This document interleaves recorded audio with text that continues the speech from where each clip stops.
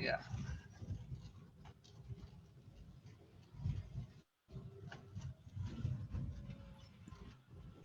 oke, baik. Selamat siang Bapak Ibu semua. Selamat berjumpa lagi secara online dengan saya Trevino Pakasi. Saya di sini diminta untuk membawakan materi tentang autism. Jadi tadi juga sudah dijelaskan ya bahwa kayaknya kok makin lama makin banyak ya kita melihat kasus-kasus autism ini.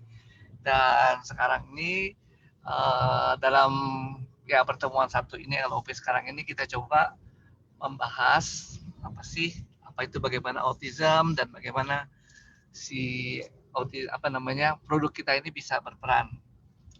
Nah mungkin juga kalau misalnya nanti di sini juga ada sejawat-sejawat yang lain ya, yang dokter-dokter juga mungkin pengen tahu latar belakang sedikit dari diri saya. Jadi saya di sini sebenarnya keahliannya adalah kedokteran keluarga dan kami di kedokteran keluarga di UI mengajarkan bagaimana juga melakukan pendekatan kepada pasien itu bukan saja dari sudut pandang biologis atau kedokteran barat, tapi kami juga mengajarkan orang untuk dokter-dokter ya untuk melakukan pendekatan secara holistik. Dan di dalam kita mempelajari contohnya autism ini akan nanti banyak sekali terkupas ya pengaruh kejadian autism ini bukan hanya biologis ya, tapi banyak hal yang mempengaruhi kejadian autism ini dan juga dampaknya sehingga memang perlu pendekatan yang sifatnya holistik dalam menyelesaikan kasus ini. Barangkali juga penyelesaiannya nggak bisa tuntas ya karena kita tahu sendiri autism ini bukan kasus yang mudah, tetapi artinya pendekatannya bagaimana kita bisa melakukan pendekatan yang lebih komprehensif, lebih holistik sehingga anak-anak yang autism ini bisa bisa hidup produktif nanti di kemudian hari dan bisa mandiri tentu saja karena pastinya kita mau mengarahkan masalah-masalah seperti ini ya difabel, disable itu supaya mereka bisa mandiri di kemudian hari ya. Mungkin itu sekelumit sedikit tentang diri saya dan juga kenapa saya berkecimpung di sini karena saya juga ingin menyampaikan pada Bapak Ibu semua, dokter-dokter juga bahwa di dalam menyelesaikan masalah medis, masalah kesehatan ini kita nggak bisa hanya bersandar pada satu penanganan ya atau satu tata laksana. Kita harus melihatnya juga secara menyeluruh ya. Jadi bukan hanya obat saja atau mungkin terapi medis saja, tapi hal-hal lain juga banyak yang menunjang. Apalagi kalau kita bicara mengenai kedokteran Cina, kedokteran Jepang, ya kedokteran Timur ini juga sebenarnya sudah eksis lebih lama, ya bahkan mungkin usianya tidak beda jauh loh dengan kedokteran Barat ya, karena memang manusia sejak dahulu sudah ada yang sakit dan mereka sudah melakukan cara-cara mendevelop ya bagaimana bisa mengatasi masalah-masalah kesehatan yang dialami. Oke, lanjut next.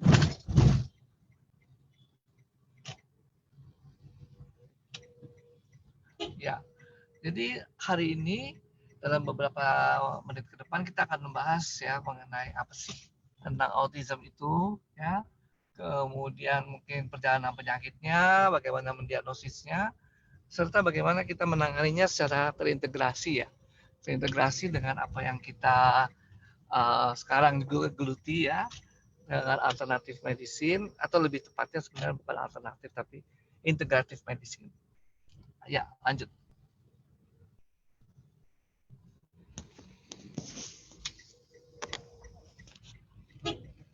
Oke. Nah, ini definisinya banyak ya. Autism kalau di Google juga pasti sudah tahu ya. Dan sekarang nama penyakitnya itu disebut ASD, yaitu Autism Spectrum Disorder. Jadi kelainan yang autis ya, dia maksudnya keluar atau sendiri ya dari dunianya, tapi berupa spektrum. Artinya spektrum ini gejalanya bisa bermacam-macam, nggak sama satu dengan yang lainnya. Sub-sub tipenya bisa banyak. Ya. Dan ciri khasnya jelas yaitu orang-orang dengan autism ini punya karakteristik kayak apa ya, istilahnya hidup di dunia sendiri ya, hidup di dunia sendiri, membangun sendiri dunianya, cara komunikasinya, sehingga mereka mengalami hambatan untuk berkomunikasi dengan orang lain ya, secara sosial kepada orang lain, baik komunikasi dengan kata-kata maupun dengan perilaku ya, dengan bermacam-macam konteks ya, tiba-tiba misalnya konteksnya berubah gitu. Nah, ini kebanyakan orang-orang autism tidak bisa dengan cepat ya melakukan apa ya, justifikasi ya, adjustment. Nah, itu yang terjadi. Mohon maaf nih ada banyak noise ya. Saya dalam ini. Bentar lagi saya akan online dengan video. Oke. Jadi itu kondisinya autism dengan problem-problemnya. Lanjut. Ya, ini ada bermacam-macam apa namanya? Definisi. Jadi kalau secara kedokteran ya, definisinya autism ini ada namanya buku kode diagnostik yang namanya DSM-5. Nah, ini dia bisa kasih lihat di sini kalau bahasa Inggrisnya diterjemahkan ya. Persistent deficit in social communication. Jadi ada suatu defisit ya, defisit sosial.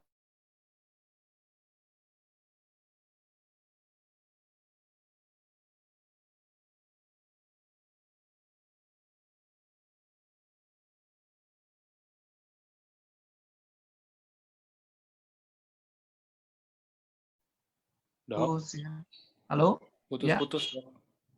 Putus-putus ya? Iya. Oke. Dan dengar belum suaranya? Udah kedengeran. Saya coba mau join nih lewat komputer sekarang. Oke, siap. Oke, bentar ya.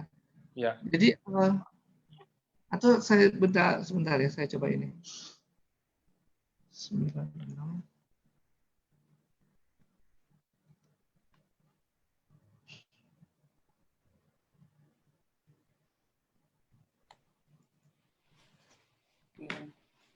Oke, saya coba ini sekarang pindah ke komputer ya. Oke, ditunggu dong. Belum ini kan belum, masih bisa masuk ya? Masih bisa. Oke. Sekarang udah 1000 dok itunya. Udah susah penuh. Ya. Waduh, sorry nih ada noise. Nah, teman-teman biar sambil nunggu, ini tadi saya ada dapet udah 2 orang, saya stopin videonya, ada yang lagi mandi ya teman-teman ya. Ini kan maksudnya kan kalau video ini kan dilihat rame-rame, teman-teman semuanya pada lihat ya, maksudnya kalau bisa lagi ingin melakukan hal-hal yang seharusnya tidak dilakukan di depan kamera, mungkin bisa dimatiin dulu videonya sebentar. Ini untung saya liatin dari tadi, soalnya saya kaget juga lihat ada yang pegang gayung kagak pakai celana. Ya udah, saya matiin pasti itu kalau kayak gitu. Iya, ini kalau misalkan lagi ketangkep mata sama saya pasti saya matiin, tenang aja teman-teman.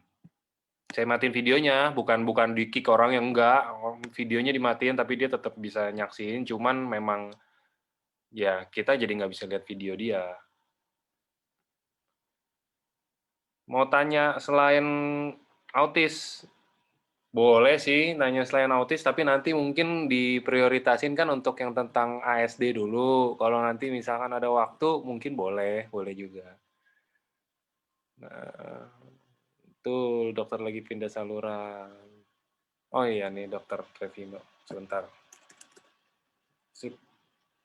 Saya jadiin co-host dulu dok. Nah, kalau dokter udah jadi co-host, udah bisa unmute sendiri. Oke, sip. Maaf ya, tadi agak terlambat dari yang saya perkirakan waktunya. Jadi saya bisa masih terus jalan.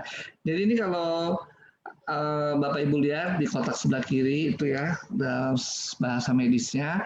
Tapi kira-kira sih kalau kita lihat orang yang autism itu, ada gangguan komunikasi ya dan interaksi sosial ya, ada interaksi defisit ya antara komunikasi dan interaksi sosialnya. Kemudian juga punya keterbatasan, jadi kadang-kadang perilakunya mungkin nggak bisa smooth ya seperti kita sehari-hari, tapi mereka melakukan perilaku yang ya berulang lah ya, bahkan sampai gerakan-gerakan, ada gerakan-gerakan yang abnormal ya yang mereka harus lakukan terus-menerus. Karena mereka memang kondisinya itu kayak seperti membangun dunia sendiri ya. Jadi nggak begitu ini apa namanya, nggak bisa connect ya dengan dunia luar, makanya disebut autism. Lanjut ya. Next. Nah, ini dia.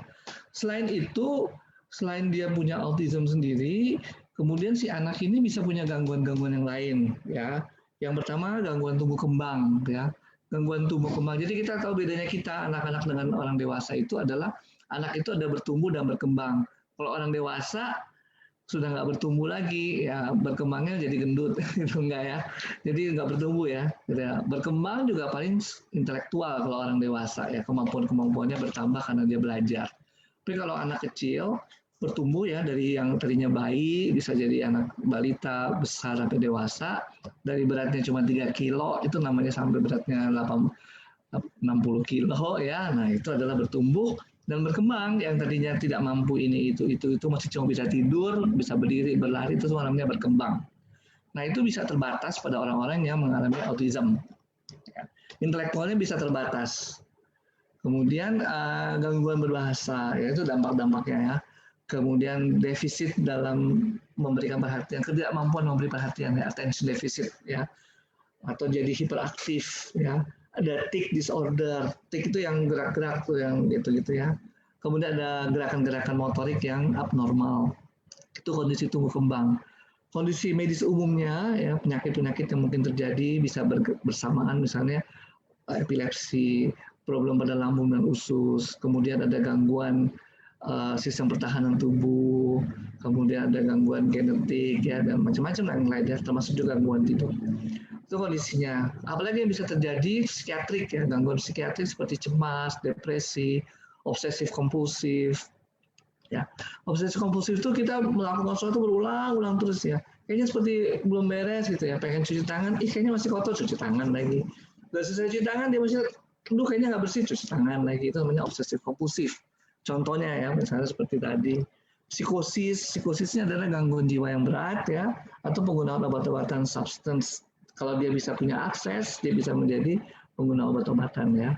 Kemudian ada gangguan kepribadian seperti jadi ketakutan, paranoid, atau kepribadian terbelah, skizoid ya, skizoid itu terbelah, obsesif ya, berulang-ulang melakukan terus atau menolak orang, avoidant. Ya. Itu adalah kondisi-kondisi yang bisa terjadi pada orang-orang yang autism. Kemudian juga ada perubahan perilaku.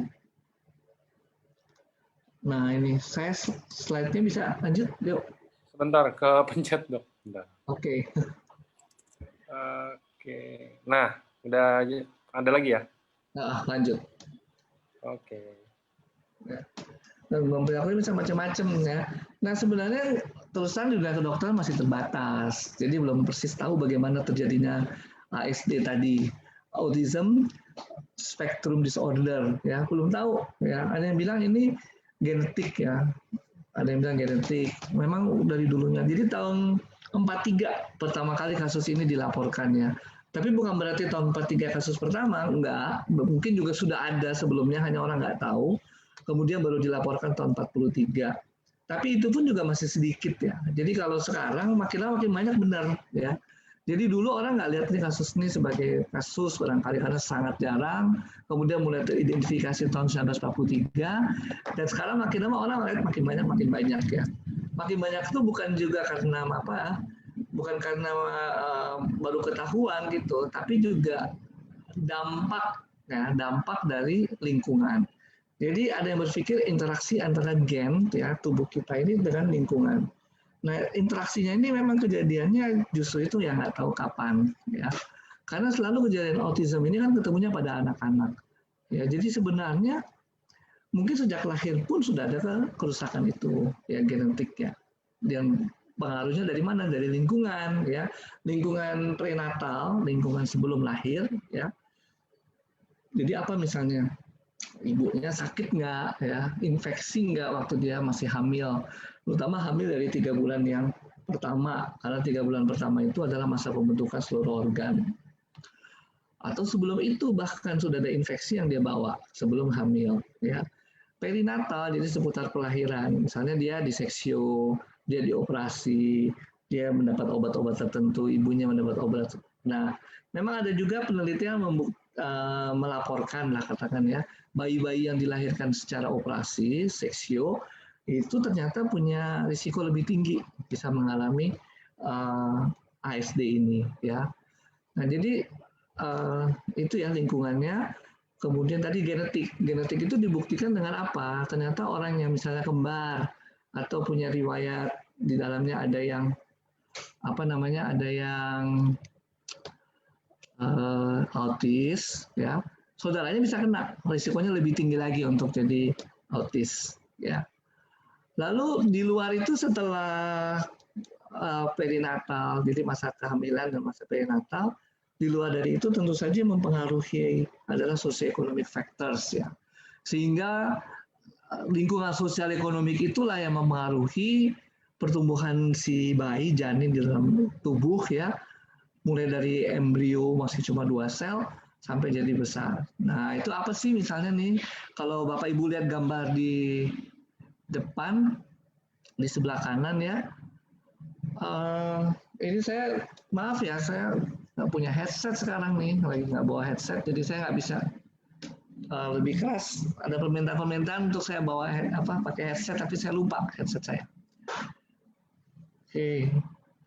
Nah, ini kalau Anda lihat di sebelah kanan, ada ini, lingkaran-lingkaran ini ya. Jadi di lingkaran yang kecil itu adalah manusia, ya, satu orang individu. Individu itu dipengaruhi oleh keluarganya. Dan keluarga itu dipengaruhi oleh komunitas dan budaya. Dan itulah yang mempengaruhi, ya, variabel-variabel yang mempengaruhi kenapa di dalam kehamilan, bahkan sebelum kehamilan, bisa terjadi perubahan-perubahan genetik yang ketika lahir orang-orang itu menjadi autis, ya. Dan itu bisa macam-macam. Jadi mekanismenya ini masih belum tahu. Dulu sempat ada yang mengaitkan dengan vaksin namanya MMR, ya. Tapi kemudian vaksin MMR ditelaah lagi tidak katanya, karena disinyalir waktu itu mengandung zat air raksa, ya, higrarium, merkuri. Tapi katanya enggak. Kemudian MMR didevelop lagi, dibangun lagi.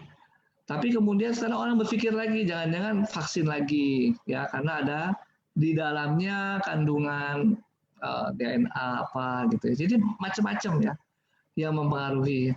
Tapi rasanya sih kalau kita melihat prosesnya, orang-orang yang autism itu sebenarnya dari sejak mulai lahir, mulai bisa kelihatan kalau dia mulai ada masalah interaksi, ya. Jadi kalau kita kaitkan dengan vaksin MMR itu kan setelah umur 15 bulan, kayaknya sih nggak mungkin exposure-nya di situ, ya. Exposure-nya udah jauh sebelum bayi itu lahir bahkan, ya. Jadi yang disebut lingkungan prenatal atau perinatal, ya, di sekitar kelahiran. Termasuk infeksi-infeksi yang dialami oleh si ibu, ya. Oke, kita lanjut. Nah, ini yang baru nih tahun 2020, ya. Ternyata ada semacam riset-riset juga, ya, bahwa autism itu berhubungan dengan mikrobiota di dalam usus, ya. Jadi kita tahu bahwa usus kita ini lengkap nih, isinya bermacam-macam, ya. Semua penyebab penyakit kemungkinan ada, ya. Tapi tentu saja ada yang namanya kategorinya flora normal. Flora normal jadi dia ada di situ tapi nggak bikin penyakit. Ada juga yang namanya kuman atau flora yang opportunistik. Ketika ada kesempatan dia menimbulkan penyakit. Ya. Nah, mikrobiota dalam usus itu kenapa harus ada? Karena dia adalah sparring partner dari sel-sel imunitas tubuh kita. Dia tujuannya melatih sel-sel imun tubuh kita sehingga terbiasa melihat makhluk-makhluk asing. Makhluk-makhluk asing itu yang kemudian akan membuat tubuh kita jadi aware, ya, jadi sadar, ini ada yang non self, bukan diri saya. Harus dilawan dong, termasuk di dalamnya sel kanker ya. Jadi penelitian ini menuliskan ya bagaimana si autism itu ya bersinggungan atau berhubungan ya dengan macam-macam mikrobiota yang ada di dalam tubuh kita.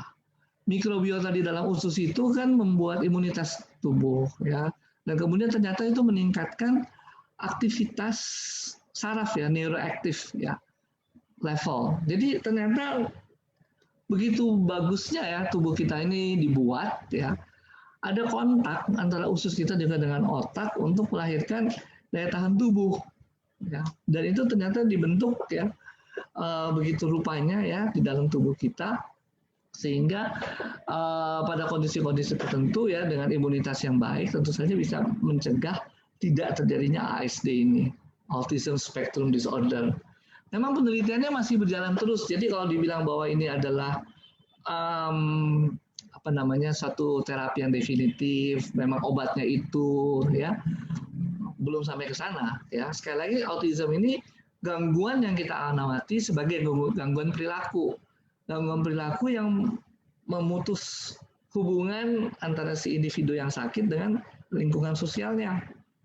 Nah, ada obatnya, tes darahnya juga nggak ada. Lain kalau kita sakit TBC, jauh ya, kita gampang bisa langsung tes, kumannya ada, mungkin tes darahnya ada kelainan-kelainan apa, ya. Kalau ada komplikasi di hati, tes darahnya juga mungkin berubah, ya. Nah itu bisa kelihatan. Tapi kalau autism nggak ada tes darahnya, ya. Kita juga nggak bisa bilang mekanismenya karena ini jadi ini, nggak bisa. Kalau kayak misalnya kanker, meskipun mekanismenya rumit, ya belum semua terungkap, tapi sudah banyak sekali penelitian yang bisa menceritakan sehingga kemudian banyak obat-obat yang dikeluarkan untuk mencegah tidak berlanjutnya proses kanker. Autism beda, ya. Autism ini penyakitnya unik, ya. Dibilang gen, iya. Kalau saudara kita kan autism, risiko kita untuk autism lebih gede, betul. Tapi gen aja juga nggak cukup. Katanya ada lingkungan. Lingkungan yang mana nih? Bahan-bahan kimia atau apa? Atau stres oksidatif, ya. Kan kalau tadi sempat disinggung ya, anak-anak yang lahir dengan seksio ya punya risiko lebih tinggi untuk autism. Kenapa? Pada saat seksio itu ada masa di mana dia mengalami hipoksia, ya, kekurangan oksigen. Ya mungkin ada stres oksidatif di situ karena si ibu kan dibelah ya, dibedah perutnya. Nah itu yang kemudian anak itu terputus hubungannya secara mendadak ya dengan ibunya. Dan itu mungkin ada stres oksidatif di situ, membuat orang itu kemudian menjadi lebih beresiko terhadap terjadinya autism. Jadi mekanismenya banyak, bentuknya pun banyak ya, spektrumnya tuh luas ya, sehingga masih terus diteliti dan diteliti terus ya, apa sih ya yang terjadi di dalam diri orang itu. Kemungkinan besar sih sebenarnya memang secara genetik ya terpengaruh, dari kecil sudah terpengaruh, ada kerusakan di dalamnya.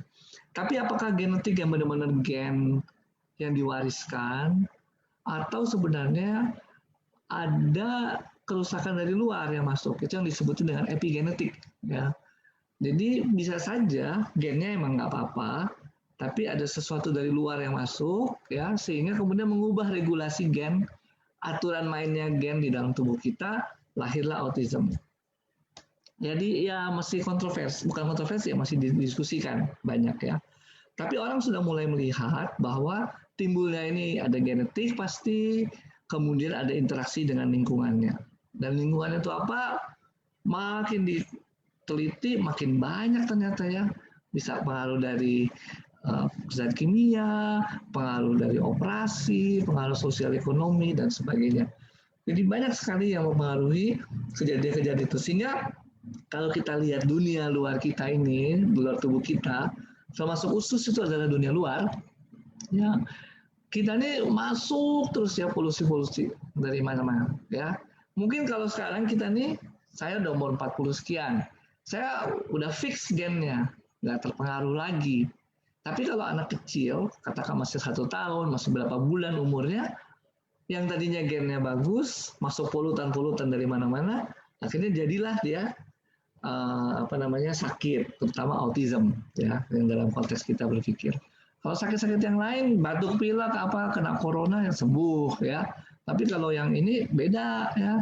Autism ini, ya kalau kita sudah mengalami kerusakan dalam regulasi genetik kita, ya dia akan ikut terus sampai kapanpun dia akan kita bawa, ya, sampai kapanpun.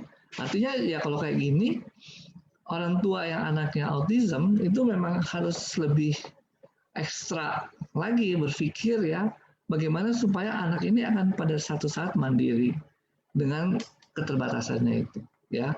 Jadi kadang kita nggak bilang keterbatasan, ya, keterbatasan itu disable, ya, tapi kita bilang difabel, ya, different ability. Jadi kita harus gali nih ability apa yang lain yang dia mampu, ya.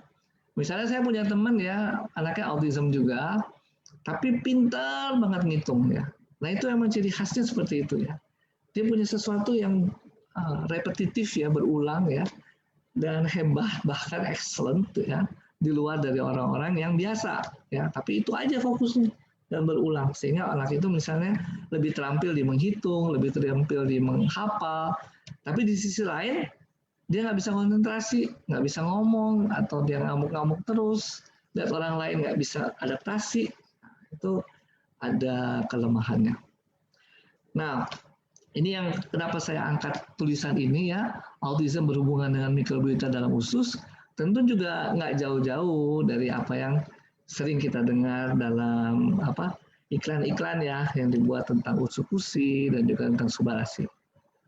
Oke, suara saya masih ada? Bisa didengar?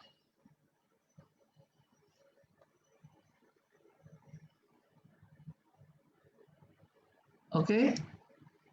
Suaranya masih jelas, ya? Suara saya masih jelas, ya? Oke, lanjut. Next. Nah, bicara pencegahan, ini juga nggak tahu mau kapan dicegahnya, ya. Kalau kita bicara mencegah TBC gampang, jelas banget, ya. TBC itu ada kumannya. Kalau ada kita dekat-dekat dengan orang yang TBC, pasti kita bisa kena TBC. Tapi kalau autism nih karena genetik, ya, ini genetik yang down regulated, maksudnya dipengaruhi oleh epigenetik sehingga berubah, atau genetik yang dibawa oleh orang tua, itu juga kita nggak tahu, ya. Nah, anggap aja, ya, bahwa itu memang perubahan genetik karena lingkungan. Jadi seharusnya kalau kita mau mencegah, jauh sebelum ada janin dalam tubuh ibu, ya, jauh sebelum ada janin dalam tubuh ibu. Mungkin kalau bisa mulai dari sejak dia masih remaja putri, ya. Tapi bukan hanya remaja putri, namanya anak kan ada remaja putra juga, ya. Perlu ada sperma dan perlu ovum. Dua-duanya harus dalam kondisi yang fit. Mungkin zaman kita, orang tua kita nggak pernah mikir kayak gitu, karena dunianya waktu itu tidak sebanyak sekarang polusinya, ya. Di sini sekarang kita banyak sekali terjadi perubahan gen. Bahkan begitu dalam tanda kutip, ya, begitu buruknya gen-gen yang dilahirkan sekarang, sehingga umur 30 tahun udah bisa stroke, ya, bisa darah tinggi, karena gennya nggak begitu bagus dibandingkan gen-gen yang dilahirkan dulu sebelum banyak polusi, ya. Jadi kalau kita bilang promosi kesehatan, jauh sebelum menikah, masih masa remaja, Bapak Ibu sekarang yang punya anak remaja udah mulai diwanti-wanti, ya, supaya hidupnya bersih, ya, sehat, ya, bersih, nggak merokok, ya, bersih, nggak penyakitan, ya, sehat, kurangi polusi, ya, berat lah, ya, nggak terlalu gampang. Bicara di Surabaya, bicara di Jakarta, Medan, itu semua daerah yang kota besar dengan banyak polusi. Kalau itu banyak polusi, tentu kita susah menghilangkan stres oksidatif yang disebabkan oleh polusi. Sehingga kita harus cari penangkalnya disebut antioksidan. Lalu ada proteksi khusus yang namanya probiotik. Kalau tadi kita belajar di slide sebelumnya, bahwa autism itu berkaitan dengan mikrobiota dalam usus, Bagaimana sekarang yuk kita bikin keseimbangan yang bagus mikrobiota di dalam usus kita. Kita makan probiotik yang memang akan membentuk suasana environment yang sehat sehingga kemudian tidak terjadi gangguan-gangguan di dalam usus yang akan berdampak pada mengubah environment ya, mengubah lingkungan dalam tubuh kita, akhirnya berdampak menjadi autism. Ya.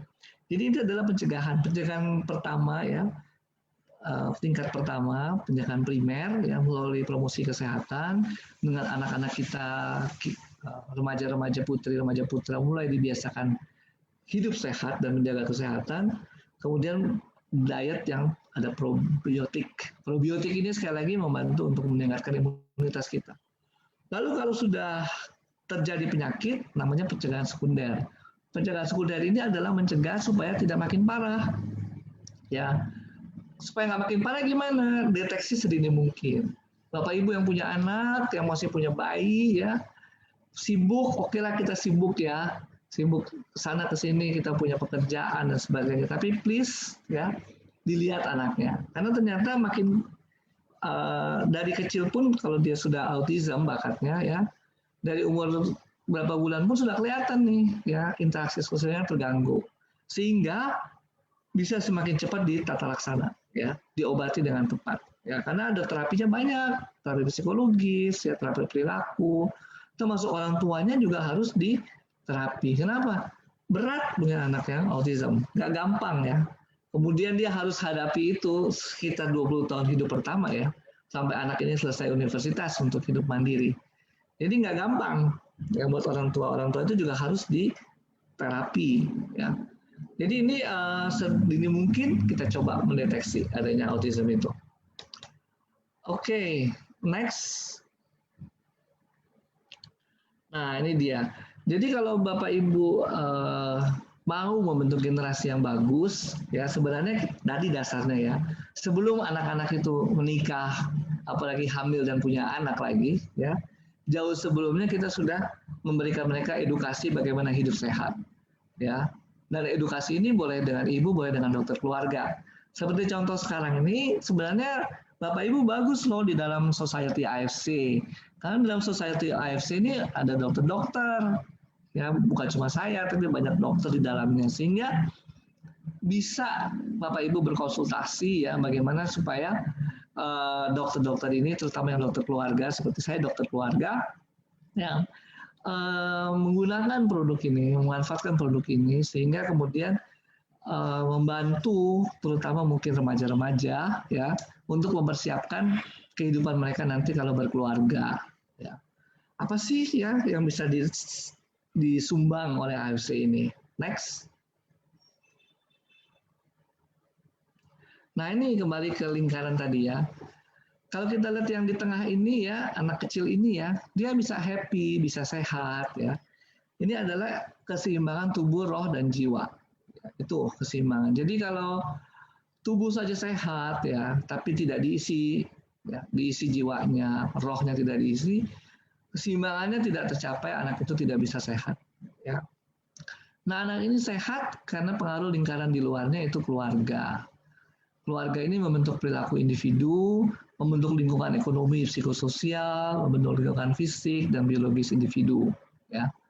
Nah, kalau nih misalnya nih, lihat nih yang lingkungan ekonomi dan psikososial ya, di sebelahnya ada panah ya. Sebenarnya kalau Bapak Ibu bergabung di dalam AFC, sebenarnya sudah membantu pemberdayaan ekonomi keluarga. Ya, kenapa? Kan tiap pagi kita diberikan selamat pagi, konnichiwa. Nah itu saja sudah satu sisi bagaimana kita mengintervensi keluarga kita sendiri. Ya, kalau keluarga kita juga sehat secara ekonomi, anak-anak yang di dalamnya pasti juga sehat dong. Ya, karena mempunyai cukup makanan, cukup interaksi, cukup kasih sayang dan sebagainya. Nah ini contohnya bagaimana sumbangan dari psikososial, sumbangan dari AFC dalam mencegah autism. Lalu di luar dari keluarga itu kita ada gaya hidup ya, lifestyle. Lifestyle itu dibentuk oleh komunitas juga, kemudian diserap oleh keluarga. Ya. Nah lifestyle di AFC ini harusnya adalah lifestyle yang mencegah penyakit. lifestyle yang lebih aware terhadap kesehatan. Ya, itu kita bentuk terus-menerus. Kenapa? Karena kalau kita nggak sehat, ya percuma nih punya banyak duit, betul nggak? Percuma kan kalau punya banyak duit terus kita sakit, bayar dokter melulu ya untuk pengobatan. Jadi lifestyle dari komunitas kita adalah untuk mencegah kesehatan. Caranya bagaimana? Ini misalnya konsumsi suplemen. Konsumsi suplemen itu ya, suplemen yang kita punya ini banyak isinya. Nah, isinya kita lihat nih ke kiri belakang, kiri bawah ya. Kiri bawah ini ya sifat biologis dari individu. Ya. Si anak ini bisa sehat atau tidak sehat pengaruh dari suplemen yang kita makan. Ya. Di dalam utsukushi ada bakteri ya. Bakteri yang tergolong sebagai probiotik ya. Dan kemudian serinya itu dia FK23 namanya. Jadi bakteri ini adalah bagian dari probiotik yang bisa membantu mikrobiota di dalam usus kita. Sehingga susunannya kemudian menjadi favorable ya, menjadi lebih cocok, lebih bagus untuk kita bisa melawan atau kita membentuk imunitas tubuh kita. Ya. Nah, di sini perannya si utsukushi, salah satunya ya yang saya highlight di sini. Jadi kalau kita di dalam interaksi kita sekarang ini, Bapak Ibu dalam komunitas member, kemudian kami ada dokter-dokter di sini, ditambah ada produk ya. Tujuannya adalah membentuk si keluarga ya dan individu di dalam keluarga supaya sehat. Terutama kalau sekarang kita berpikir dalam fase yang lebih awal lagi, kalau kita punya anak ya, bagaimana anak itu ketika dewasa sehat, atau kita sekarang yang sudah dewasa muda supaya nggak menjadi tua dan banyak penyakitan. Ya, nah itu ke sana ya. Nah ini peran-peran yang kita bisa lihat di sini. Kenapa? Karena kalau kita sudah membiasakan dengan gaya hidup yang menjaga kesehatan, tentu anak-anak ini akan mengikuti orang tuanya ya. Karena yang paling banyak memberikan pendidikan adalah orang tuanya, bukan sekolah. Nah kebetulan nih WFH pandemi seperti ini, anak-anak kan lihat lebih banyak lagi orang tuanya ya. Orang tuanya harus jadi role model ya. Kalau orang tuanya makan sembarang, anaknya juga akan makan sembarangan. Kalau orang tuanya jaga kesehatan, anaknya juga akan jaga kesehatan. Ya, kalau orang tuanya tidak merokok, anaknya juga tidak merokok. Nanti kalau orang tuanya ngerokok, anaknya ngerokok pasti. Karena dia nggak akan mungkin bilang sama anaknya jangan merokok. Nanti pasti anaknya langsung bilang loh, bapak, mama juga merokok. Ya, nah itu semua interaksi di keluarga. Jadi yang membentuk masa depan nanti ya. Sekarang kita misalnya sehat, nggak autism. Kita bersyukur anak-anak kita nggak autism. Bagaimana supaya risiko itu tidak terjadi pada anak-anak cucu kita kalau kita menjaga kesehatan. Karena tadi nggak jelas nih penyebabnya kapan terjadinya. Beda dengan kita coronavirus ya. Kita udah tahu nih penyebabnya dekat-dekat dengan orang yang COVID-19 kita akan kena. Kalau ini kita nggak tahu autism ini. Apa terjadinya sebelum hamil, atau terjadinya pada saat hamil, atau terjadinya pada saat melahirkan, ya, atau sesudah lahir. Nggak persis tahu. Tapi yang kita yakini, dokter-dokter yakini, ada interaksi antara gen dan lingkungan. Ya. Nah, lingkungan yang mau sehat itu sebaiknya dibuat sejak sebelum hamil, ya, masa prenatal bahkan jauh sebelum masa prenatal. Itu berkaitan juga dengan kesehatan reproduksi. Ya, lanjut. Next.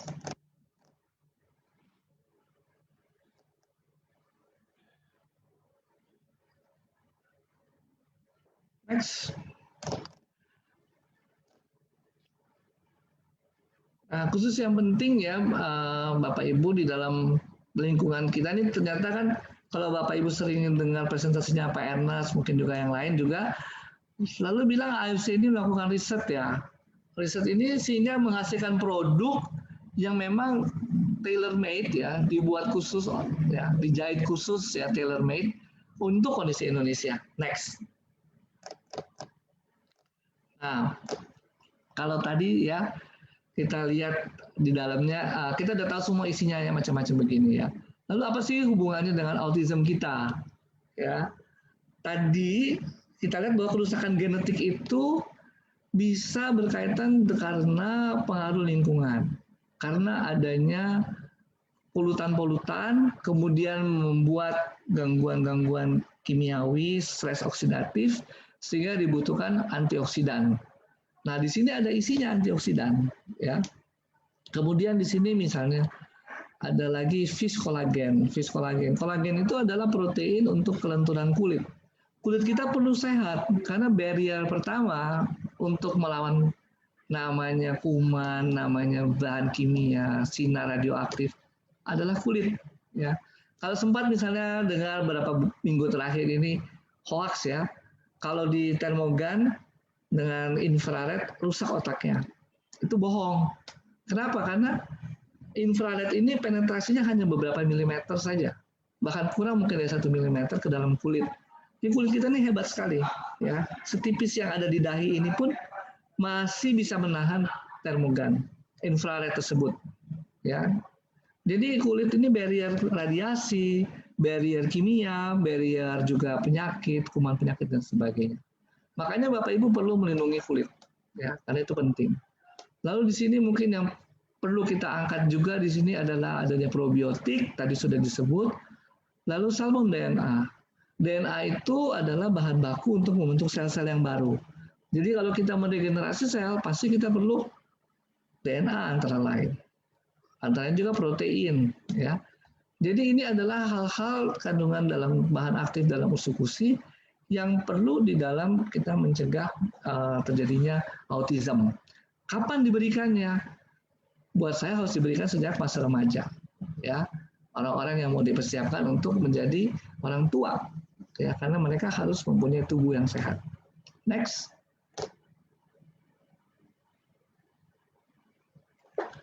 Nah, di sini ya ada beberapa cara ya untuk kita dapat merawat kesehatan pencernaan. Kenapa kita sebut kesehatan pencernaan di sini penting? Tadi sudah disinggung ya bahwa autism itu berkaitan dengan imunitas dan mikrobiota yang ada di dalam tubuh kita. Nah, ini ada beberapa cara menghindari gula. Gula ini gula ya, gula pasir, gula aku dan sebagainya. Tapi kalau karbohidrat boleh ya, jangan sampai kita nggak makan karbohidrat sama sekali, karena itu sumber energi kita. Ya. Kemudian asupan makanan fermentasi dan konsumsi makanan prebiotik untuk mendukung pertumbuhan probiotik. Jadi makanan fermentasi apa sih? Yogurt misalnya, tape, itu semua adalah makanan-makanan yang bisa mendukung ya kuman-kuman probiotik tadi. Ya. Oke, ini semua punya dampak pada sistem imun kita. Oke, lanjut next. Nah, ada ketika review ya tahun 2014. Jadi ini suatu apa ya? Jurnal dikumpulin kemudian dilihat dikritisi ya. Ternyata di situ dia menyimpulkan probiotik merupakan salah satu stimulan. Jadi yang mendorong ya terbentuknya sistem imun. Probiotik bekerja sebagai stimulan untuk meningkatkan respon sel-sel imun kita terhadap adanya kuman-kuman penyakit dan sebagainya. Nah, yang bekerja ini adalah sel NK, ya, natural killer cell. Kemudian ada sel T, limfosit dan sel limfosit B. Ini kalau Bapak Ibu bisa temukan di dalam pemeriksaan darah, kalau minta pemeriksaan darah putih, leukosit, lalu minta hitung jenis leukosit, di situ letaknya. Ada natural killer cell, ada sel T dan sel B. Itu mereka adalah sel-sel yang limfosit ya, dalam serinya limfosit untuk pertahanan tubuh kita. Next. Lalu yang produk yang lain yaitu subarasi. Next.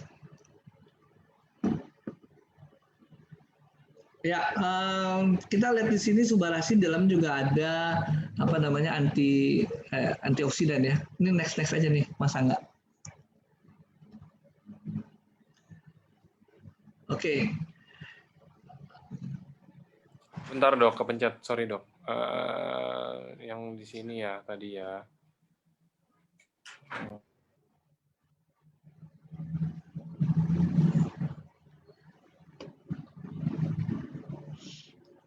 kebanyakan dari kita hidup di kota nih. Ini fotonya kota Jakarta ya dengan kabutnya, ya kabut namanya kabut polusi ya.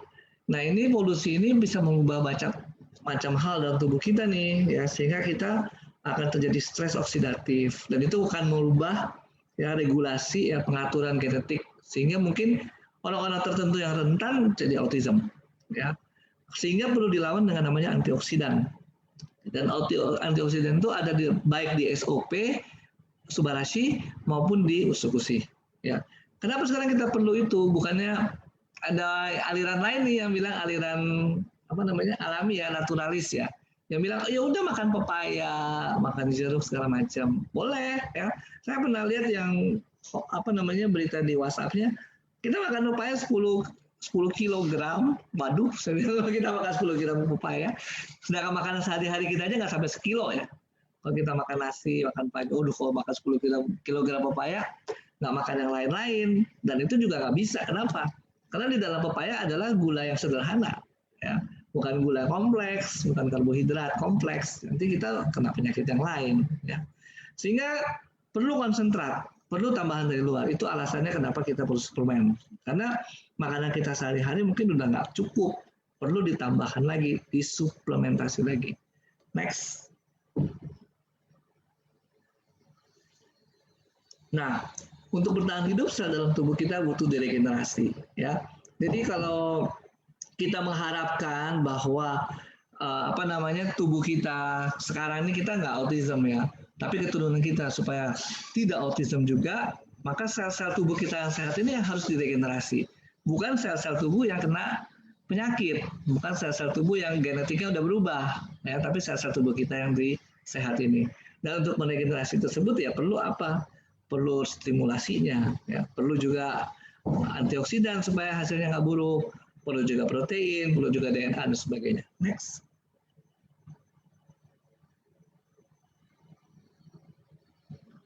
Next ya, oke. Nah ini dia ya di dalam Subarashi ada tiga peptida atau protein kecil ya dan di sini fungsinya ada 4 ya yang diakui oleh pemerintah Indonesia BPOM yaitu regenerasi, efek meregenerasi sel. Jadi kalau kita sekarang tidak autism, kita mau keturunan kita nggak autism, cucu kita nggak mau autism, ya kita harus berupaya supaya yang diregenerasi sel-sel yang baik. Sel-sel yang baik tadi dicegahnya dengan antioksidan antara lain supaya tetap bagus. Lalu yang kedua, improve blood circulation. Jadi kalau peredaran darah baik, ya suplai makanan juga bagus, suplai oksigen juga bagus, tidak terjadi kerusakan jaringan. Ya. Kemudian ada efek anti hipertensi dan anti pembekuan darah, prevents blood clotting. Ini juga berkaitan semuanya dengan sirkulasi. Jadi dasarnya kalau kita mau mempertahankan adalah sirkulasi kita baik. Ya. Sirkulasi kita baik, suplai makanan, oksigen ke jaringan-jaringan baik, jaringan-jaringan tidak rusak. Ya. Termasuk jaringan hati yang harusnya menyaring semua zat polusi. Ya. Oke, next.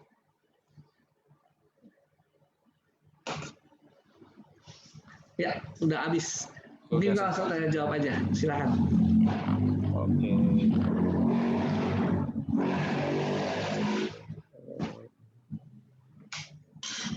Oke. Sambil diringkas ya, jadi kita tadi sudah membahas bahwa si autism ini timbulnya mungkin sejak dari kandungan, ya bahkan barangkali sebelum hamil pun sudah ada terjadi perubahan-perubahan genom. Itu yang kemudian timbul ya dan merubah. Tapi juga bisa setelah lahir ya baru terjadi karena pengaruh lingkungan. Dan itu kita nggak tahu kapan terjadinya.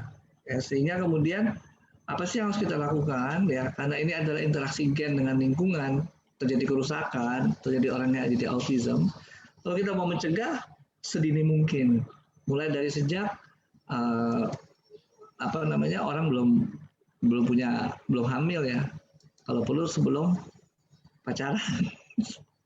Sebelum pacaran sekalian sehat dari awal. Oke. Ini dok ada pertanyaan pertama dok. Mau tanya, anak teman saya ada kena autis sejak lahir. Sekarang usianya udah 20 tahun lebih. Apakah Subarashi dapat membantu menolong autisnya, lalu anak usia 2 tahun dengan cerebral palsy diatasi dengan subarasi aja, atau mix dengan utsukushi. Sekalian nama dia juga ada nanya hidrosefalus, Dok. Oke, berarti beda-beda semua nih sebenarnya Ya, ada ya. 3 pertanyaan. Borongan Oke. ini. Beda nih semua kasusnya ya. Kalau tadi kita udah baca autism ya, autism itu dengan masalahnya genetik. Jadi kalau Bapak Ibu sempat ikut-ikut sebelum-sebelumnya ini, kalau penyakit genetik itu udah paten tuh, nggak bisa diapa-apain.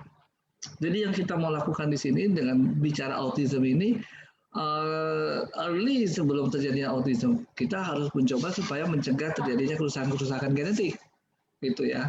Tapi kalau sudah terjadi kerusakan, kalau kita bilang mau katakan sembuh, orang itu kembali berperilaku seperti manusia pada umumnya, nggak bisa, karena udah terjadi kerusakan genetik.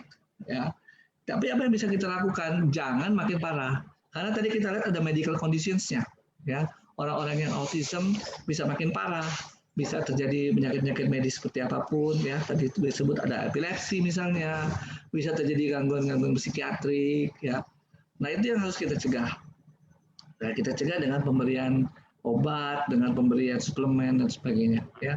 Tapi bukan menyembuhkan, ya. Sekali lagi bukan menyembuhkan. Nah, kasus yang sama bukan hanya pada penyakit genetik, tapi juga pada penyakit yang sifatnya struktural, kelainan dari anatomis, misalnya hidrosefalus. Hidrosefalus itu kelainan anatomis, ya. Kelainan anatomis itu apa sih yang terjadi?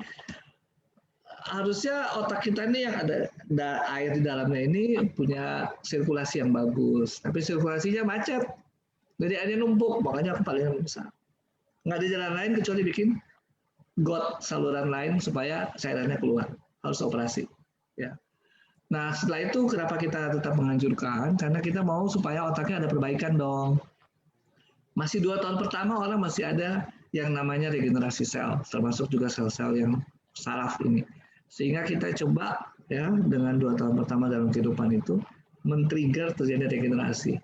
Sekali lagi nggak cukup hanya regenerasi begitu saja di-trigger, perlu makanan dan protein, karbohidrat dan lemak yang cukup. Lalu yang tadi Bell's palsy itu kan virus ya. Kalau virus kita memang melawannya dengan natural killer cell. Jadi kalau itu yang lebih pas ya karena virus ini sebenarnya penyakit yang bisa sembuh sendiri ya, self-limiting disease, bisa sembuh sendiri asal daya tahan tubuh kita bagus. Dan itu makanya kita membutuhkan utsukushi untuk melatih NK sel kita sehingga kemudian kita bisa melawan virus-virus penyebab penyakit. Oke? Oke, next-nya anak autis itu.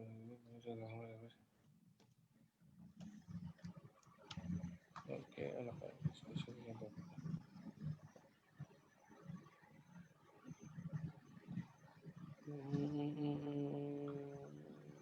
Ini ada yang tanya, kalau anak autis emang biasanya punya kemampuan khusus ya dok? Maksudnya lebih di yang lainnya? Ya, kebanyakan seperti itu. Jadi ada ya istilahnya sebenarnya sih dia membentuk dunianya ya kayak seperti itu sehingga ya di fokusnya dia itu yang menjadi kadang-kadang kelebihan dari dibandingkan anak-anak yang lain. Ini dok, sore dok mau bertanya, anak saya umur 14 tahun tidak bisa berbicara, tapi bisa bersuara kayak bayi. Berjalan hanya bisa jika dipegangin, dan melihat juga nggak bisa, hanya bisa tahu kalau ada orang di dekatnya. Dia tidak bisa makan makanan yang mengandung pengawet dan bahan-bahan kimia, akibatnya kalau dia makan yang kayak begitu jadi kejang. Apa kondisi ini termasuk autis dok? Kira-kira produk mana yang harusnya digunakan untuk kondisi anak saya? Aduh, ini saya nggak bisa bilang ini diagnosisnya apa nih, kecuali kalau kita ngobrol sendiri langsung ya. Mungkin ya kalau disebut disable ya kali ya. Tapi apakah autis atau enggak? Kan kita harus tahu 14 tahun hidupannya bagaimana prosesnya. Ini makin progres apa enggak? Atau dari awal memang sudah ada katakan kelainan pendengaran ya. Kelainan pendengaran ya pasti nggak bisa ngomong misalnya ya, tapi itu kan bukan autis, itu memang masalah kongenital ya, masalah penyakit bawaan misalnya gangguan pendengaran. Kalau autis mungkin perjalanan penyakitnya beda ya. Kita melihat ada suatu perubahan-perubahan gitu ya, atau apa ya, dari awal mungkin cuma kelihatannya seperti ini, kemudian berkembang jadi ini, berkembang jadi itu. Nggak langsung. Tapi saya nggak bisa bilang nih kalau mau japri-japri aja ya. Gitu. Oke. Oke, ini ada lagi. Selamat sore, dokter. Nah, ini. Dok, anak saya umur 14 tahun, laki-laki, autis ringan. Selama ini minumnya SOP 100 sehari sekali. Nggak berani kasih subarasi karena di subarasi saya baca ada non-fat dry milk sama fruit flow. Sebenarnya saya mau kasih minum utsu, tapi yang saya tahu, anak-anak seperti ini permasalahannya di pencernaan. Jadi saya takutnya takarannya itu kebanyakan untuk anak umur 14 tahun, karena imun anak pada umur ini perkembangannya masih sangat bagus katanya, belum perlu minum utsu. Kira-kira menurut dokter gimana? Apa saya kasih subarasi dan utsu, atau misalkan saya kasih subarasi doang atau utsu doang, atau gimana, dok? Oke, jadi kalau dibilang tadi bahwa autism itu kan sudah terjadi kerusakan atau kelainan genetiknya. Jadi sebenarnya kalau kita memberikan suplemen, tujuannya buat supporting ya, bukan untuk menyelesaikan bahwa nanti dia akan kembali sebagai normal. Itu nomor satu mesti dipegang dulu. Lalu sekarang apa sih progres penyakit yang mesti kita katakan hindari lah. Misalnya tadi kalau kita tahu itu interaksi gen dan lingkungan termasuk di dalamnya adalah lingkungan luar di dalam usus kita. Yang tadi highlights yang terakhir ya tahun 2020 itu ada hubungan dengan mikrobiota. Saya sendiri akan lebih menganjurkan usus-usi untuk kasus-kasus anak autism ya. Dan mungkin apa sih dampak yang kita bisa observasi, anak itu penyakitnya nggak makin progres, nggak makin ini. Itu yang kita bisa lihat. Jadi menurut saya sih dua-duanya boleh ya diberikan, nggak masalah, baik SOP maupun usus-usi. Apakah subarasi nggak bisa dikasih? Saya sih nggak melihat alasan nggak dikasih ya, gitu. Kenapa nggak dikasih? Kalau menurut saya sih nggak masalah ya. Artinya gini, memang ada dampak kepada pengaturan tekanan darah itu oleh subarasi ya, oleh sardin peptide. Tapi tubuh itu juga punya mekanisme. Jadi tekanan darah itu tidak akan dibiarkan turun terus. Begitu sudah mencapai sesuai kebutuhannya, tubuh tidak akan membuat tekanan darah akan lebih rendah lagi oleh karena obat. Ini bisa Anda buktikan pada orang-orang yang hipertensi. Orang-orang yang darah tinggi kan dikasih obat sampai tekanan darahnya turun di bawah 140/90. Dia nggak akan turun terus jadi 70/50, ya. Dia akan turun sampai tekanan darah dianggap normal oleh tubuh. Nggak pernah ada dengar orang-orang yang minum obat hipertensi turun sampai orangnya mati gara-gara tensinya nggak naik-naik lagi. Itu contoh aja ya. Itu untuk subarasi dan fruit flow ya. Fruit flow juga isinya adalah anti pembekuan clotting ya. Clotting ini pembekuan dari darah ya terjadi tapi yang abnormal, bukan yang normal. Kalau yang normal ada luka, ada clotting.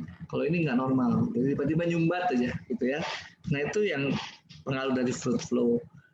Malah kalau saya pikir kalau kita mau mencegah penyakit-penyakit degeneratif yang ke depan, apalagi kalau anak-anaknya obes ya, lebih baik dikasih itu dari awal. Oke. Ini aja juga sudah autism masih bisa atau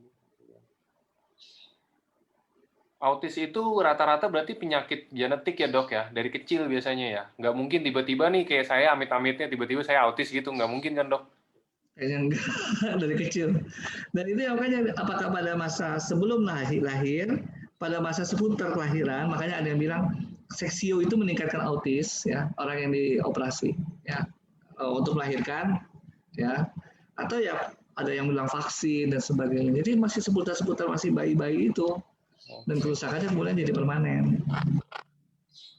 Oke. Jadi kalau kayak kita gini kayaknya nggak mungkin jadi autis. Yang mungkin kita stroke dan jadi perilakunya kayak gitu. Ini ada pertanyaan bagus sih menurut saya. Dok, apakah ada batas waktu untuk anak autis itu dapat berkembang secara normal? Apakah anak autis itu berkembangnya lambat atau dia nggak berkembang sama sekali beberapa ini di otaknya gitu loh dok? Ya, jadi kalau terapinya itu makanya kadang dipakai istilah bagus yang lain bukan disability tapi different ability ya, difabel, different ability. Jadi kita eh, yang sudah ada terjadi down regulated dari gennya ya, gennya sudah mengalami perubahan regulasinya, mungkin kita udah nggak bisa intervensi banyak. Tapi kita mencari kemampuan lain atau bagaimana yang kita bisa tingkatkan sehingga tujuan akhirnya anak mandiri. Itu yang penting di situ. Jadi mungkin yang sudah ada kerusakan ya kita nggak bisa ubah. Saya punya teman ya anaknya autis ya sampai masuk universitas tetap autis, nggak akan tidak autis ya. Ada yang dia sifat-sifatnya udah nggak berubah karena memang secara genetiknya berubah ya, sudah dikacaukan oleh lingkungan mungkin pada masa perinatalnya itu yang nggak sukses ya, nggak survive gitu. Sehingga kemudian terjadi kerusakan gen, ya itu udah menetap, nggak bisa diapa-apain. Kita hanya mencegah supaya nggak makin parah. Ya. Bahkan kalau saya pikir di sini lebih bagus ya kalau kita masuk di AFC, selain produknya karena ada sistem. Ya, jadi anak itu bisa mandiri 10 tahun, 20 tahun lagi karena ada sistem. Selama sistem ini berjalan, tuh ya ada income masuk, bisa membantu anak untuk mandiri. Gitu. Oke. Ini ada yang tanya, Dok, makan fast food itu kalau lagi hamil nih, kita makan fast food, kira-kira itu bisa jadi salah satu faktor resiko autis nggak, Dok? Atau mungkin dokter bisa jabarin sedikit nggak, Dok? Apa aja sih, Dok, yang kira-kira bisa bikin meningkatkan resiko? Ya banyak zat polutan sih, terus terang kalau fast food juga kita tahu fast food apa dulu ya. Tapi ada code of conduct ya untuk restoran-restoran gitu ya besar. Jadi kalau saya yakin sih mereka udah ikut regulasinya BPOM kalau yang punya merek ya. Yang nggak punya merek itu yang kadang-kadang pengawasannya susah. Kan kadang-kadang misalnya nih saya ngomong merek ya KFC, tapi nanti dalam bentuk gerobak dorongan juga ada yang bilang ayam Kentucky kan gitu. Tapi kita nggak tahu pengawasannya gimana ya. Sedangkan yang udah pakai merek, pakai brand biasanya punya regulasinya dan pengawasannya lebih bagus. Jadi dan ayam-ayam itu kan sebenarnya orang mungkin mikirnya hormon ya, tapi saya kurang tahu juga persis apakah dikasih hormon. Kalau ada yang Bapak Ibu di dalam grup ini ada yang peternakan bisa bantu kali ya. Yang saya tahu sih gennya si ayam itu ya, ayam potong tuh gennya cepat membesar, tapi bukan dikasih hormon ya. Tapi saya nggak tahu, nanti mungkin bisa dikoreksi sama yang lain kalau ada Bapak Ibu dari peternakan di sini. Jadi pada dasarnya sih protein-protein yang di dalam ayam potong, ayam kampung ya sama aja bisa dipakai oleh ibu hamil ya. Yang nggak bisa itu adalah saya sih nggak hafal satu-satu Bu, tapi kalau misalnya mau cari apa-apa yang lewat plasenta ya itu yang kita nggak boleh ya. Termasuk kalau penyakit itu tokso ya, sitomegalovirus, hepatitis itu semua sama sifilis itu semua lewat plasenta. Nah, itu berbahaya buat si bayi. Virus-virus seperti rubella. Tuh. Kalau bahan kimia banyak sih, cukup banyak. Obat-obatan juga cukup banyak. Biasanya ditulis tuh nggak boleh pada ibu hamil dan sebagainya. Saya nggak hafal, tapi banyak dan bisa googling ya. Bahan-bahan kimia yang nggak boleh dikonsumsi ibu hamil. Gitu saya nggak bisa bantu lebih detail, tapi nanti kalau ada kesempatan chatting boleh chatting, terus coba saya cari googling ya bahan-bahan kimia yang nggak boleh. Oke.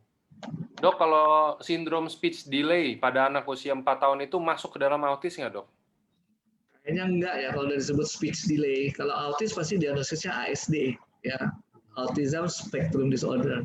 Kalau speech delay ya bisa kelainan di otaknya khusus untuk bicara, kelainan di kuping mungkin, kelainan di organ otak yang untuk pengertian. Tapi udah jelas ya speech delay. Oke, lanjut.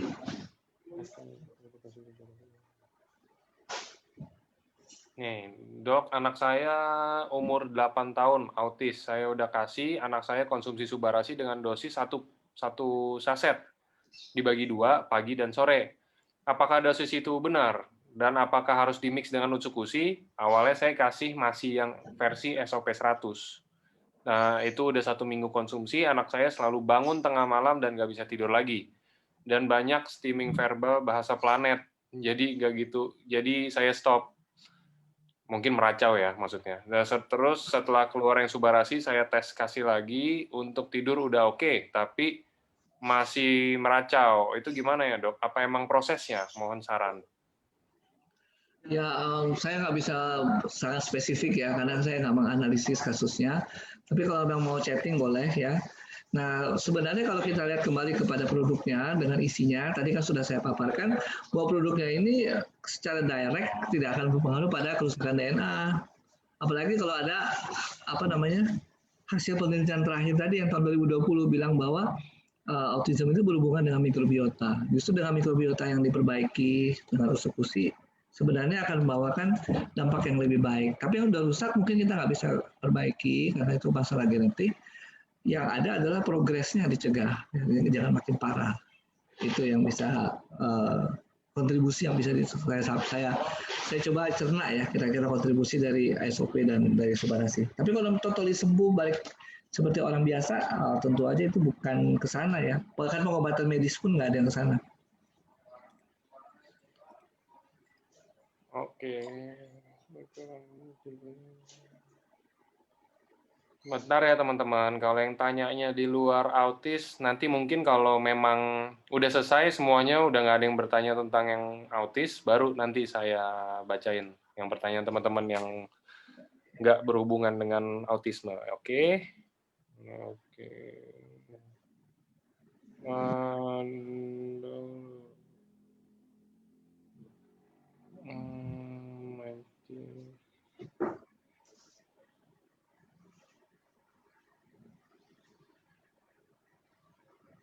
Nah, ini pertanyaannya sama kayak tadi. Di umur berapa anak-anak bisa kita perhatikan ada bakat autis? Autis dari kecil, ya dok ya?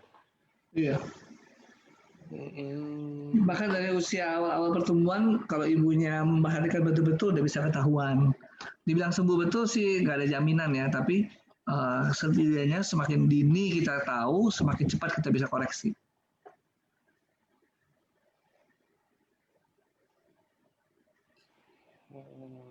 Kalau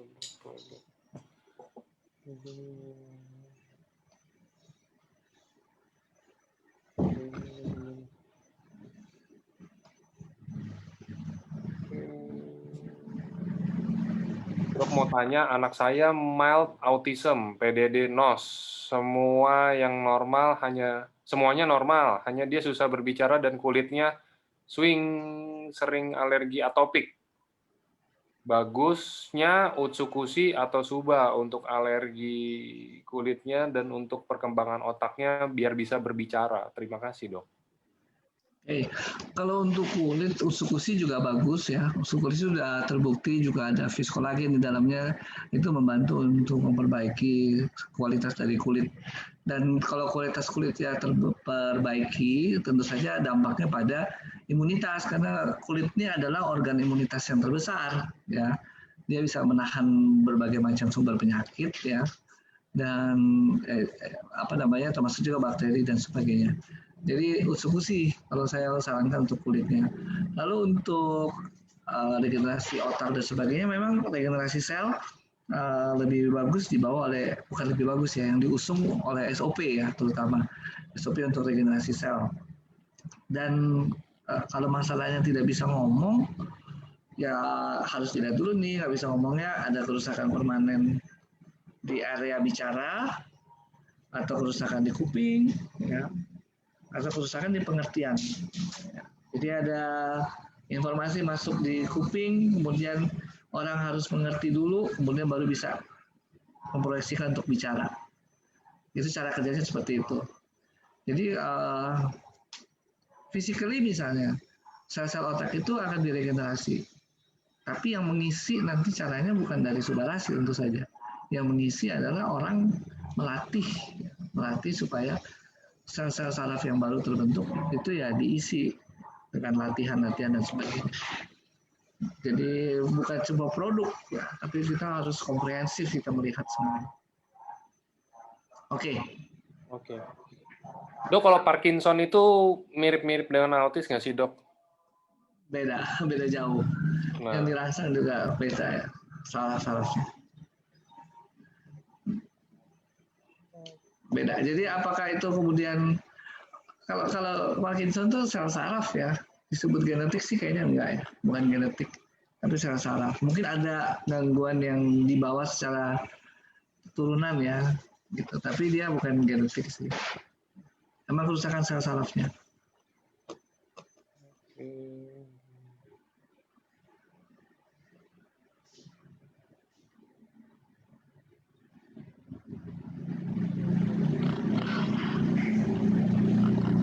Dibantuin, ada yang bilang deteksi anak autis biasanya nggak mau kontak mata, terus jadi untuk memperparah kalau anak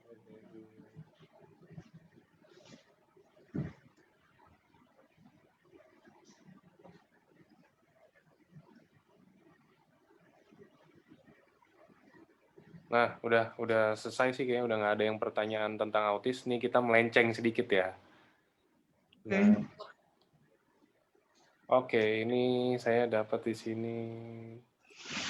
Dok, kalau terkena skizofrenia di usia dewasa 30-an, apakah bisa dicegah kerusakan saraf otaknya? Pakai yang mana, Dok? Skizofrenia ini kepribadian atau apa ya, masalah psikologisnya terbelah gitu ya, namanya skizofrenia. Dan pencetusnya bisa macam-macam. Terus kemudian memang sekarang orang larinya ke arah kerusakan biologis ya di dalam otak. Dan obat-obat yang diberikan itu untuk mencegah komunikasi antar sel sehingga orang yang skizofrenia, kita kalau lihat orang skizofrenia kan misalnya apa sih, kadang-kadang dia seperti ngomong sendiri atau bicara sendiri ya. Atau kalau mau lihat skizofrenia yang benar-benar bagus, nonton film Beautiful Mind ya. Dan itu sebenarnya bukan, dasarnya sih bukan ke degenerative disease ya, tapi artinya kalau kita kita berpikir bahwa kemudian ini akan membuat sesuatu dampak ke penyakit-penyakit degeneratif ya, kadang-kadang kan orang skizofrenia kan nggak bisa ngurus sendiri. Nah itu di situ kita bermain dengan perannya Utsukushin maupun SOP. Ya. Tapi kalau skizofrenianya sendiri, ya terapinya terapi psikologis pastinya ya. Karena memang kejadiannya bukan degeneratif sih, ya. Memang ada bagian-bagian dari otak tertentu ya yang merasa bahwa dia melihat orang lain ya. Seperti kalau nonton filmnya John Nash itu ya, Beautiful Mind. Dia yakin sekali melihat itu agen polisi, ada anak kecil ya. Dia yakin sekali lihat itu dua orang itu. Padahal itu adalah impuls yang salah ya, di otak kita, dipersepsikan salah. Gitu. Oke, dan itu ya menetap terus sampai kapanpun ya. Kalau kita kasih obat, tujuannya supaya nggak ada masukan-masukan kayak gitu di dalam otak kita. Oke, jadi perannya Otsugushi sama apa namanya Subarashi lebih kepada untuk mencegah dampaknya ya, lebih berat lagi dan sebagainya. Oke.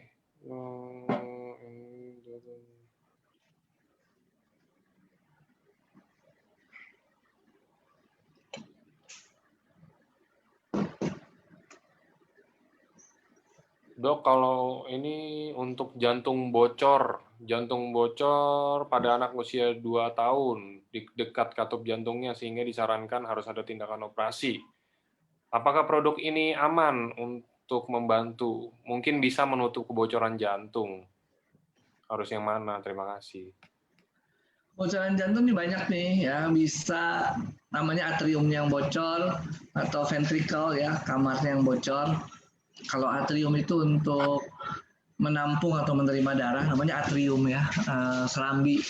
Kalau ventricle itu kamar ya, itu untuk memompa darah keluar. Bisa bocor di situ, bisa juga bocornya yang paling sering ya pada anak-anak itu pembuluh darahnya, ada hubungan antara darah bersih sama darah kotornya. Nah itu kejadiannya itu kalau bawaan ya, kalau bawaan memang udah strukturnya, jadi dia harus ditutup ya kebocoran-kebocoran itu.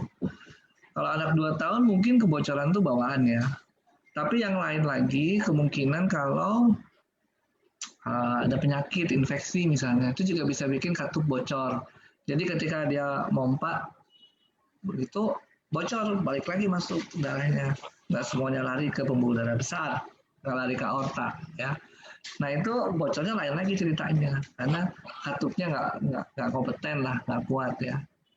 Nah kembali semua itu adalah masalah struktur ya. Jadi kalau pernah dengar presentasi-presentasi LOP sebelumnya, kalau masalah struktural di dalam tubuh, operasi tindakannya ya, bukan itu. Lalu kapan kita akan memberikan SOP subarasi maupun usukusi? Kalau saya akan selalu menganjurkan persiapan operasi dan pasca operasi. Kenapa? Pada saat operasi kan kita dibelek nih. Kalau dibelek itu pasti ada risiko penyakit dan sebagainya, termasuk infeksi yang paling sering. Sehingga dengan kita memberikan usukusi, kita membantu daya tahan tubuh kita untuk siap menghadapi ketika ada stres oksidatif, ketika dibuka, ketika kemungkinan kuman-kuman penyakit masuk. Yang kedua, SOP maupun si usukusi mengandung antioksidan yang bisa menghambat terjadinya stres oksidatif. Dan itu yang kemudian juga membantu tubuh kita untuk bisa kuat ya, ketika operasi nggak terjadi infeksi dan sebagainya. Pasca operasi, luka operasi perlu ditutup. Ya, nah itu kita pakai SOP maupun kita pakai usukusi untuk meregenerasi sel. Dua-duanya itu mempunyai sifat bisa men-trigger regenerasi sel dari dua mekanisme yang berbeda. SOP itu dari mekanisme IGF-1, insulin-like growth factor 1. Kalau si usukusi dari mekanisme HGF, hepatocellular growth factor. Ya, dua-duanya adalah untuk merangsang terjadi regenerasi. Mungkin itu ya. Nanti mungkin pertanyaan-pertanyaan yang tentang operasi, ya analognya kayak gitu kira-kira. Oke. Oke, ini Dok, apa terapi stem cell bisa berpengaruh untuk anak autis dan berapa banyak takaran yang ideal usukusi atau subarasi dalam sehari untuk anak 3,5 tahun? Oke, kalau kita bicara stem cell bukan ini ya, bukan SOP ya, bukan SOP maupun bukan usukusi ya, bukan SOP subarasi maaf. Jadi stem cell itu lain ya, sel-sel yang muda diambil dari tubuh kita, disimpan di laboratorium, kemudian disuntik lagi. Apakah itu bisa mengubah atau membantu autis? Secara teoritis bisa, tapi tentu saja perlu penelitian. Saya sendiri belum mendalami secara langsung ya. Karena stem cell kan idenya adalah sel-sel muda diambil, kemudian disuntikkan lagi ke daerah yang rusak, sehingga sel-sel muda itu menggantikan sel-sel yang rusak. Secara teoritis bisa, tapi apakah itu pernah dibuktikan pada autis, terus terang saya belum sempat menggali-gali informasi seperti itu. Dan itu berbeda dengan SOP maupun SOP subarasi. Kenapa? Karena SOP subarasi ini bukan stem cell yang dimakan, tapi peptida, ya, peptida dari ovarium ikan salmon. Kalau subarasi ditambah ada peptida dari sardin maupun peptida dari tumbuh-tumbuhan. Itu bukan stem cell, ya, itu adalah protein-protein kecil yang dapat merangsang sel-sel tubuh kita yang muda tadi, stem cell dalam tubuh kita sendiri untuk mencoba aktif. Beda itunya ya, cara kerjanya. Oke? Oke, next-nya ini ada yang sedikit dalam pertanyaannya. Dok, usukusi itu kan dapat menstimulasi pertahanan tubuh kita, baik dari NK sel, T sel, B sel, terkait hal reproduksi. Apakah usukusi pada trimester pertama kehamilan bisa mempengaruhi bagi pembentukan organ pada janin? Lalu jika kita korelasikan antisipasi untuk case autis pada usia kehamilan dini, apa boleh konsumsi usukusi? Terima kasih. Baik. Terus terang saya nggak punya catatan. Ada memang pertanyaan seperti ini cukup sering juga saya dapat secara chatting ya, WA. Jadi terus terang sih saya nggak punya catatan dia mempengaruhi kehamilan atau tidak. Tapi trimester pertama adalah yang paling krusial dalam hal membentuk organ sehingga utuh. Kalau tidak terjadi masalah, maka orang akan lahir dengan normal. Sehingga kalau saya sarankan, karena nggak ada catatan, nggak pernah ada pembuktian berbahaya atau tidak berbahaya, yang lebih baik trimester pertama ya berlangsung secara alami saja. Trimester pertama ya 3 bulan pertama itu. Jadi nggak usah tambah ini tambah itu segala macam. Apa yang standar sudah ditemukan dan menjadi standar pelayanan antenatal, pelayanan kehamilan, itu aja yang dilakukan. Ya karena kita nggak tahu. akan ngaruh atau tidak mengaruh, ya. Itu untuk pemberian solusi. Jadi mungkin setelah itu boleh ya, setelah trimester kedua atau ketiga, karena pada fase itu tuh si janin udah lengkap ya, udah lengkap. Jadi kemungkinan kecil untuk terjadinya penyakit atau kelainan kongenital, kelainan bawaan. Oke. Oke, nextnya dok, ini ada yang autis lagi dok. Dok, anak teman saya usia 24 tahun autis. Tapi kata dokter penangannya tidak boleh makan seperti fenol, seperti anggur, jeruk, pemanis, dan pengawet. Jadi akhirnya di stop SOP Subarasi dan UTSU. Gimana menurut dokter? Oh mungkin ini anggur jeruknya kali ya dok? Ya, saya pernah dengar juga kayak gitu. Tapi saya rasa ini kecil sekali ya itunya, konsentrasinya dan pengaruhnya. Ya, sehingga kalau saya sih nggak, ya lihat dari yang lainnya, ada probiotik, di dalamnya ada fukoidan, ada apa namanya, ada apa probiotik fukoidan, terus ada DNA salmon, ya. Kayaknya sih kalau menurut saya lebih banyak manfaat daripada tidak bermanfaatnya ya. Kalaupun ada anggur di situ yang katanya berbahaya, ya kita tes aja dulu, kalau emang nggak mau ya coba satu saset, kemudian coba ada efek apa tidak. Tapi seharusnya sih konsentrasinya sangat kecil ya.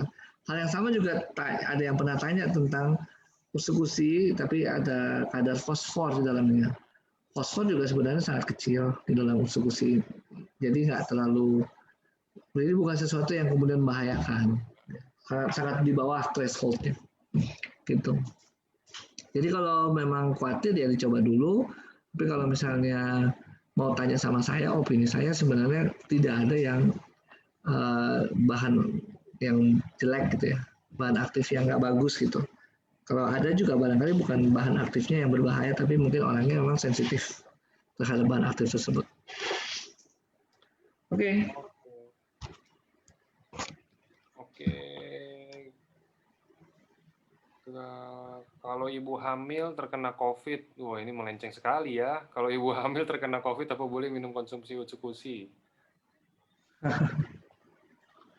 Ya boleh aja sih, kalau saya sih nggak masalah ya.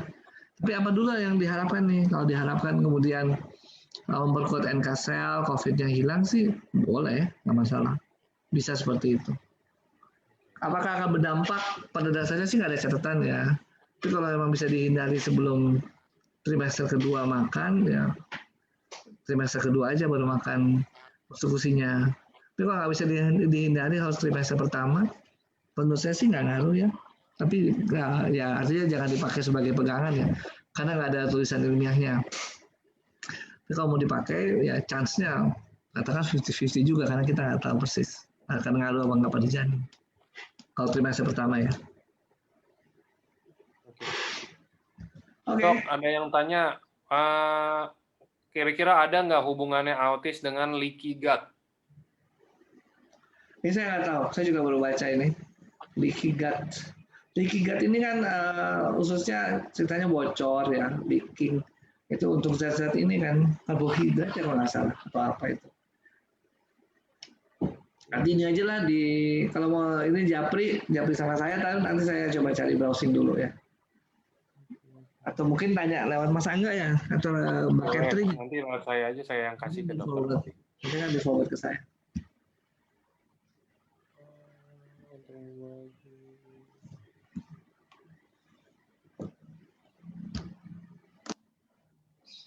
Dok, ada yang bilang Subarasi dan Utsukushi mengandung steroid. Siapa yang bilang? Waduh.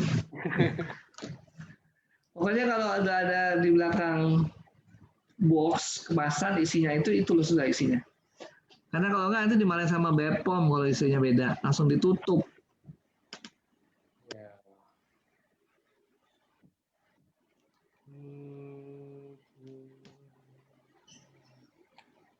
Ini nggak yang tentang autis, tapi nanya, sore Dr. Trevino, jika sudah menjalankan diet sugar free, casein free, gluten free, dan fenol, apakah bisa tetap boleh konsumsi Utsukushi dan Subarasi?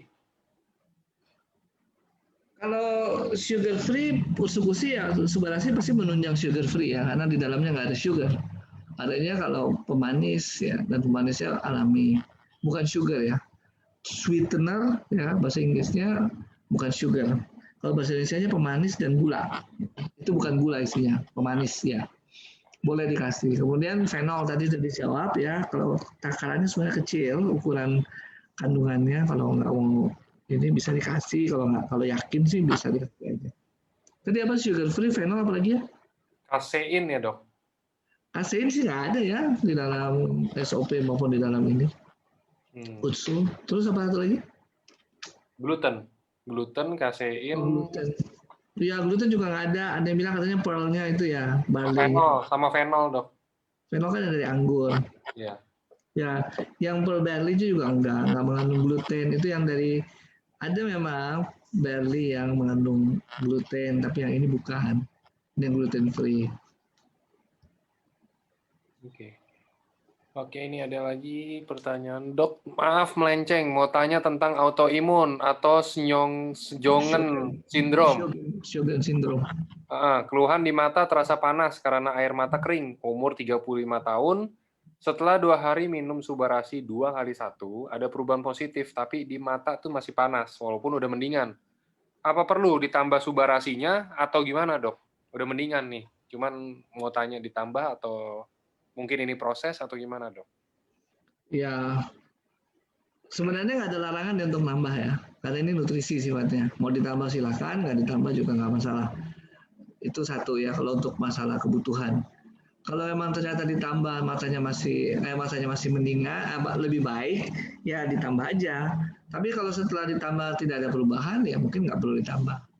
Mungkin juga perlu yang lain, mungkin air mata buatan, ya, atau mungkin direndam di apa ya buat obat buat cuci mata, bore water misalnya, atau obat tetes mata yang lain. Mungkin itu ke sana ya.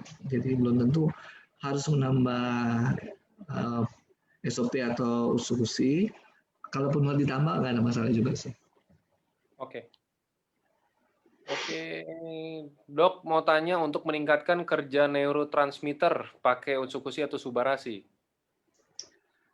Nggak ada hubungan. Menurut saya nggak ada hubungan tuh ya. Usukushi maupun Subarashi nggak ada hubungan neurotransmitter. Neurotransmitter ini alat komunikasi antara sel saraf yang satu dengan yang lainnya. Ada banyak juga macamnya, bukan cuma satu macam, banyak macamnya. Jadi komunikasi itu bisa terjadi karena banyak neurotransmitter. Sementara si SOP dan Subarashi, SOP Subarashi itu kan lebih ke arah regenerasi sel, kemudian meningkatkan aliran darah ya. Itu si Subarashi, sedangkan kalau si satu lagi usukushi itu kan lebih ke arah imunitas tubuh, suplai DNA salmon, kemudian dia antivirus, antitumor agent ya. Ada hubungan dengan neurotransmitter. Neurotransmitter kalau mau diblok ya pakai obat. Oke. Ini kayak mungkin saya cari pertanyaan terakhir nih, masih banyak yang belum dijawab. Sorry ya teman-teman, bukan yang nggak baca, cuman karena keterbatasan waktu ya. Jadi saya bacanya kan maksudnya tadi kan tentang itu. Kalau ada yang ke-skip maaf. Nanti pasti kalau mau boleh nih minta ke saya aja. Nanti mungkin bisa ya dok dibantuin jawab ya dok. Saya biasanya sama dokter Trevino gitu. Kalau emang ada yang case-nya urgent atau yang kayak gimana, dia kontak ke saya, nanti saya sampaikan ke dokter Trevino, baru dokter Trevino yang balas. Ya, rata-rata dibalas semua kok. Iya. Tapi kalau mau yang japri nggak lewat orang tuh lewat Halodoc. Kalau menurut saya sih lewat Halodoc lebih safe ya, karena datanya kan tersimpan. Kalau lewat japri WA ini, apalagi WA-nya semua lewat Angga atau lewat Catherine atau lewat Alden, itu kan numpuk tuh. Ya. Kita udah nggak cari. Itu kan lewat Halodoc datanya kan terkontrol. Hanya nomor telepon kita sendiri di situ. Saya bisa simpan datanya. Terus juga ongkosnya juga nggak mahal, kan cuma 10.000 ya. Jam diskusi kita 30 menit. Tektokannya 30 menit lewat Halodoc. Download aja aplikasinya. Yang lain misalnya Mobile Legend dibuang diganti dengan Halodoc gitu. 30 menit sendiri lagi ya dok. Kalau di sini kan udah 30 menit rame-rame. Rame-rame. Ya bayar cuma 10.000. Mana ada bayar dokter 10.000 ya kalau di luar. Gitu kan. 30 menit 10.000 mana ada ya. Oke, ini. Dan datanya tersimpan, yang penting itu datanya tersimpan, hanya khusus buat data kita. Masukin aplikasi Halodoc nanti ketemu, saya cari di situ.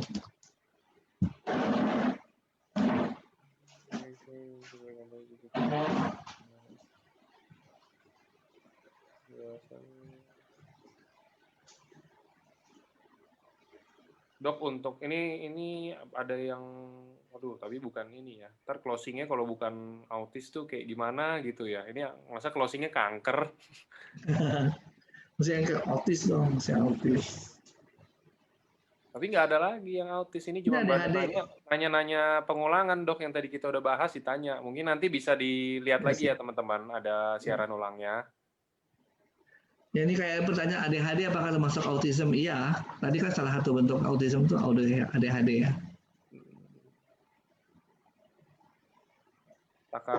Takarannya kalau autis berapa untuk 8 tahun autis? Ya itu kembali ke target akhir ya. Kalau Bapak Ibu berharapkan bahwa autisnya stop, ya enggak, bukan ke situ. Pengobatan kedokteran juga enggak ke situ. Ya. Semakin umur bertambah semakin banyak nggak, Dok, takaran atau gimana?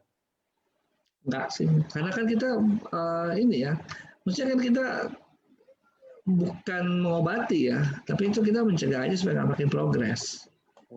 Okay. Dan itu salah satunya dengan nutrisi tadi. Yang lainnya ya ibunya, bapaknya mesti rajin dalam hal behavior terapi. Tapi kalau bilang stop proses sembuh total, nggak ke situ sebenarnya, pengobatan barat pun nggak ke situ. Oke, ini yang tadi, Dok, terakhir. Jadi, Dok, yang tadi speech delay, Dok, yang tadi saya tanyain speech delay, ternyata dia udah tanya ke dokter dan sudah didiagnosa dokter emang autis. Okay. Nah, sekarang sebaiknya takarannya itu berapa banyak untuk Subarasi dan Utsukushi?